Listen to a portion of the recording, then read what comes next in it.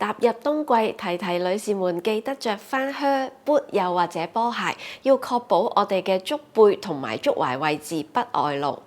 又或者着一啲長過足踝嘅襪，唔好再着船襪啦。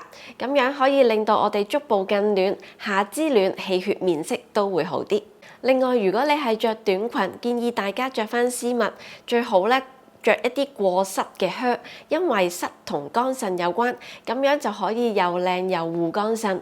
但係如果當我哋着咗短裙之後，依然都係有膝凍、腳凍嘅情況，就建議大家都係少着為妙啦。